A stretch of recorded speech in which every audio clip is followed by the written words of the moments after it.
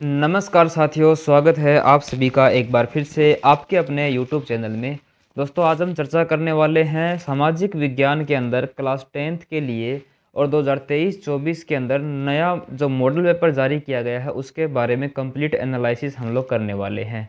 आप सभी को पता है कि 80 नंबर का पेपर होने वाला और किस तरीके के क्वेश्चन आएंगे, वो सारी बातें एक एक करके चलो आज हम एक दूसरे से शेयर कर लेते हैं। देखो, सबसे पहले आपके पेपर के अंदर 4 तरीके के क्वेश्चन पूछे जाएंगे। एक तो ज्ञान, एक अवबोध, ज्ञानोपयोगी यानी अभिव्यक्ति, कौशल या मौलिकता। इस तरीके के क्वेश्चन आएंगे। ये सिलेबस हिंदी और इंग्लिश दोनों मीडियम के लिए है, आरबीएससी बोर्ड के लिए। याद रखना, आरबीएससी बोर्ड के लिए यह है, हिंदी और इंग्लिश दोनों के लिए है। ठीक है, चलो तो अब बात कर लेते हैं कि किस तरीके के क्वेश्चन होंगे। ज्ञान यानी कि इसके ऊपर 32 नंबर के क्वेश्चन पूछे जाएंगे जो अपने 40% मार्क को कवर करते हैं।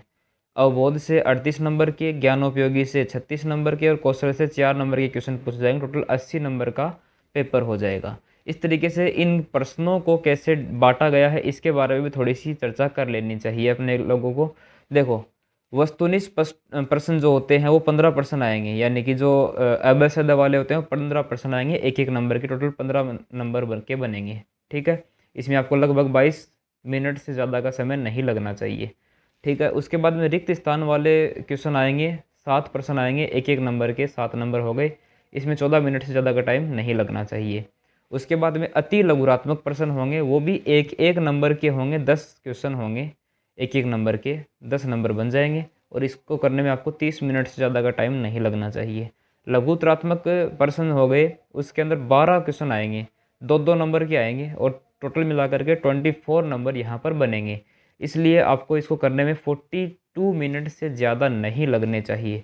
दीर्घ उत्तरीय यानी कि थोड़े लॉन्ग आंसर टाइप जो होते हैं वो क्वेश्चन, 4 क्वेश्चन पूछे जाएंगे आपको, 3-3 नंबर के। टोटल मिलाकर के 12 नंबर के क्वेश्चन होंगे और आपको उसको करने में 36 मिनट से ज़्यादा का समय नहीं लगना चाहिए। यहाँ पर जो समय दिया गया है उसको आपको 2-4 मिनट कम करके और फिर ही चलना है। निबंधात्मक प्रश्न यानी कि ऐसे टाइप क्वेश्चन आएंगे, 3 क्वेश्चन आएंगे बड़े बड़े और वो 4-4 नंबर के होंगे। टोटल मिलाकर के 12 नंबर आपके पास बन जाएंगे और इस तरीके से उनको करने में आपको 51 मिनट का समय लगना चाहिए, इससे ज़्यादा नहीं लगना चाहिए। ठीक है ना। तो चलिए, अब इनको खंड स और द दोनों में ही क्या है, विकल्प योजना यानी कि अथवा वाले क्वेश्चन मिलेंगे आपको। इसका मतलब ये है। अब बात कर लेते हैं कौन सा चैप्टर कितने नंबर का आएगा। फटाफट ये भी देख लो। यूरोप में राष्ट्रवाद का उदय 4 नंबर का होगा। ठीक है, इस तरीके से फटाफट लिख लो। नोटबुक या बुक आपके पास में जो है ना उसमें लगा लो, लिख लो। भारत में राष्ट्रवाद ये 4 नंबर का आएगा। और उसके बाद में भूमंडलीकृत विश्व का बनना 4 नंबर का। इंग्लिश मीडियम वालों के लिए पहले वीडियो बना हुआ है, अगर आपको नहीं मिलेगा तो मैं डिस्क्रिप्शन में लिंक होगा तो उसको प्रोवाइड करवा दूंगा। औद्योगिकरण का युग ये 4 नंबर का है। मुद्रण, संस्कृति और आधुनिक दुनिया ये 4 नंबर का है। संसाधन और विकास ये 3 नंबर का है। वन और वन्य जीव संसाधन 2 नंबर का है। जल संसाधन रिसोर्स वो 3 नंबर का चैप्टर है। कृषि 3 नंबर का चैप्टर है। खनिज तथा ऊर्जा संसाधन ये है आपका 4 नंबर का। विनिर्माण उद्योग 2 नंबर का है। राष्ट्रीय अर्थव्यवस्था की जीवन रेखाएं 3 नंबर का चैप्टर। सत्ता की साझेदारी 4 नंबर का। संघवाद 4 नंबर का। जाति धर्म और लैंगिक मसले 4 नंबर। राजनीतिक दल 5 नंबर। लोकतंत्र के परिणाम 3 नंबर। विकास 3 नंबर। भारतीय अर्थव्यवस्था के क्षेत्र 5 नंबर का चैप्टर है। उसके बाद में मुद्रा और साख 5 नंबर का। वैश्वीकरण और भारतीय अर्थव्यवस्था 5 नंबर का। उपभोक्ता अधिकार 2 ही नंबर का चैप्टर है। अब ये ब्लूप्रिंट है, आप इसको क्या कर लो, स्क्रीनशॉट ले लो, आपको पता चल जाएगा कौन से चैप्टर से किस प्रकार से क्वेश्चन आने वाले हैं। ये थोड़ा सा बड़ा ही रहेगा, आप ध्यान से इसको लेंगे और क्वालिटी जो है आपके वो थोड़ा सा बढ़ा करके उसके बाद में स्क्रीनशॉट लेंगे, साफ दिखेगा। ठीक है, ये आपको डेस्क वर्क के पहले पेज पर भी मिल जाएगा, कोई दिक्कत वाली बात नहीं है। अब चलिए आपको मॉडल पेपर बता देते हैं कि इस बार मॉडल पेपर में क्या क्या बताया गया है। ध्यान से देखिएगा। नमूना प्रश्न पत्र यानी कि जो मॉडल पेपर है वो देखो, ये निर्देश आपको वहाँ भी मिलेंगे आपको पेपर के अंदर।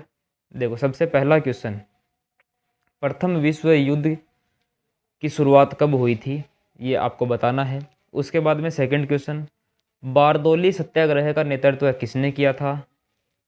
उसके बाद में भाप के इंजन से संबंधित कौन सा है, यानी कि इनमें से किसने भाप का इंजन को खोजा था। भाप के इंजन से कौन जुड़ा हुआ है? 1780 यानी कि फोर्थ क्वेश्चन है, 1780 में प्रकाशित बंगाल गजट पत्रिका कौन सी थी? The Bengal Gazette magazine published in 1780 was, कौन सी थी? इस तरीके से बताना पड़ेगा आपको। हिंदी और इंग्लिश दोनों में प्रश्न मिलेंगे एग्जाम के अंदर भी। भारत के क्षेत्रफल का कितना प्रतिशत भाग पठारी क्षेत्र के अंतर्गत आता है? तो what percentage of India's area comes under the plateau region. ठीक है, अब अगला क्वेश्चन है, सरिस्का बाग रिजर्व कहाँ पर स्थित है, ये बताना आपको। 7th क्वेश्चन में बताना है, भारत का चीनी के उत्पादन में विश्व में कौन सा स्थान है? 8 का क्वेश्चन है, निम्नलिखित में से जल परिवहन का प्रकार कौन सा है? जल परिवहन कौन सा है? पाइपलाइन। ठीक है। सिंहली किस देश की देश भाषा है? सिंहली कौन से देश में बोली जाने वाली भाषा है, ये बताना आपको। संविधान की 8वीं अनुसूची में दर्ज भाषाओं की संख्या कितनी है? कितनी संख्या भाषाएं 8वीं अनुसूची में दर्शाई गई हैं, वो आपको बताना है। उसके बाद में 2011 की जनगणना के अनुसार भारत का लिंगानुपात कितना है? 2011 की जनगणना बतानी है, 21 की तो अलग हो गई अब। इनमें से कौन बहुजन समाज पार्टी का संस्थापक है? कौन है इनमें से बहुजन समाज पार्टी का संस्थापक? इसके बाद में 13 का क्वेश्चन है इसी के अंदर 1 नंबर का, जो एक वस्तु का अधिकांशतः प्राकृतिक प्रक्रिया से उत्पादन किस क्षेत्र की गतिविधि है? प्राथमिक, द्वितीयक, तृतीयक या उपरोक्त सभी। ठीक है, ये आपको बताने हैं। स्क्रीनशॉट लेते चलने हैं, लिख लो, वीडियो को पॉज करके देख लो और मॉडल पेपर को आराम से सोल्व कर लो। इसमें से अपने को काफ़ी सारी चीज़ें मिलेंगी। एग्जैक्ट क्वेश्चन ना मिलेगा तो इससे जुड़ा हुआ क्वेश्चन अपने को पूछा जा सकता है। ठीक है, तो तरीका एकदम बढ़िया है, आप इसको नोट करते रहिए। अब आप देख लीजिए क्वेश्चन नंबर जो 14 है उसके बारे में। ऋण के औपचारिक स्रोतों में शामिल कौन कौन सा है? ऋण का औपचारिक बैंक है कि साहूकार है या फिर सहकारी समितियां या फिर इनमें से कोई नहीं, आपको चूज करके बताना है। आसान क्वेश्चन है। 15 का देखो आप, इसमें दे रखा है कि अंतर्राष्ट्रीय व्यापार से संबंधित नियमों को निर्धारित कौन करता है? आपको बताना है। अंतर्राष्ट्रीय व्यापार से संबंधित यूएनओ करता है, WTO या फिर RBI कौन करता है, आपको इसमें बताना पड़ेगा। आसान क्वेश्चन है। अब रिक्त स्थानों की पूर्ति करनी यानी फिल इन द ब्लैंक्स है। पहला क्वेश्चन है, बम्बई में पहली कपड़ा मिल कहाँ पर लगी थी? इसका आंसर आपको यहाँ पर लिख लेना है। या फिर दूसरा क्वेश्चन आपको देखना है, गुलामगिरी पुस्तक के लेखक कौन है? इसका जवाब आपको इसके अंदर लिख देना है। इसके अलावा देखो नेक्स्ट 3rd नंबर पे है, कच्चा तेल गैर परंपरागत है या फिर कैसा संसाधन है, वो आपको यहाँ पर लिख लेना है। आसान है, कोई ज़्यादा हार्ड नहीं है, मॉडल पेपर है। और इस तरीके के ये मॉडल पेपर का मतलब होता है कि आपके एग्ज़ाम के अंदर, मेन एग्ज़ाम के अंदर क्वेश्चन किस तरीके से पूछे जाएंगे उन सब का यहाँ पर ब्यौरा होता है। ऐसा नहीं है कि ये सारे क्वेश्चन ही वहाँ पर मेन में आ जाएंगे। ठीक है ना। चलो देखो, इसके बाद में आपको बताना है, विभिन्न देशों के बीच परस्पर संबंध और तीव्र एकीकरण की प्रक्रिया कौन सी है? बताना है कि कौन सी ऐसी प्रोसेस है, is the process of repaid integration and inter connection between different countries. आपको 5th वाला क्वेश्चन है, शिरोमणि अकाली दल का संबंध मुख्यतः कौन से राज्य से है? ठीक है, इस तरीके से आपको इसमें भर देना है। आसान क्वेश्चन है, ज़्यादा हार्ड नहीं है। अगर आपने पढ़ा है ना तो आप आराम से इसको पेपर को कर सकते हो। ठीक है, इसके अलावा देखो 6th क्वेश्चन है, शासन प्रणाली में अंतिम शक्ति जनता में निहित होती है, कौन सी शासन प्रणाली है? ठीक है, कौन सा सिस्टम है वो? इसके बाद में 7th, जवाहरलाल नेहरू गर्व से किसको आधुनिक भारत के मंदिर कहा करते थे? ये आपको बताना है। अब आ जाते हैं अति लघुरात्मक प्रश्न, और इनके जो आंसर होंगे वो आपको एक शब्द या फिर एक ही लाइन के अंदर देने हैं। ठीक है ना। चलो, बेगार क्या है, इसके बारे में आपको पूरी डेफिनेशन बतानी है। क्लाई शटल क्या है, फ्लाई शटल क्या है, ये आपको बताना है। स्पिनिंग जेनी का आविष्कार किसने किया था? ठीक है, ये आपको बताना है। इसके अलावा अगला क्वेश्चन है 4th का, सरकार के विभिन्न अंगों के नाम लिखिए। सरकार के अलग अलग ऑर्गन्स होते हैं, उनके बारे में आपको समझाना है। What do you understand by वर्ण सिस्टम? वर्ण सिस्टम से आप क्या समझते हैं, आपको बताना पड़ेगा कि वर्ण सिस्टम क्या है। एक्चुअल में इसकी डेफिनेशन ही पूछना चाहता आप लोगों से। अगला क्वेश्चन 6th वाला है, राजनीतिक दलों को मान्यता व चुनाव चिन्ह कौन आवंटित करता है? ये बड़ा इंपॉर्टेंट क्वेश्चन है और आपको इस बारे में जानकारी होनी ही चाहिए। ठीक है ना। चलो आगे देखते हैं 7th वाला क्वेश्चन। सकल घरेलू उत्पाद को परिभाषित कीजिए। लिख लो आराम से। वे कंपनियां जिनका कारोबार एक से अधिक देशों में है क्या कहलाती हैं? ठीक है, जैसे मान लो टाटा कंपनी अपने, तो टाटा कंपनी का इंडिया में तो है ही, साथ में अलग अलग कंट्रीज़ में भी है। तो उन कंपनियों को हम क्या बोलते हैं? 9th क्वेश्चन है अपना, भारतीय वन्य जीव संरक्षण अधिनियम किस वर्ष लागू किया गया था? वो साल लिखनी है, एक शब्द में आ जाएगा। ध्वनि प्रदूषण से मानव पर क्या प्रभाव पड़ते हैं? संक्षेप में बताओ। ज़्यादा बड़ा नहीं, संक्षेप में छोटा सा ही आपको बताना है।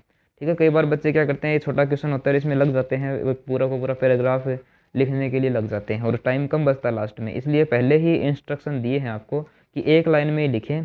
ठीक है ना, ज़्यादा आपको बड़ा नहीं लिखना है।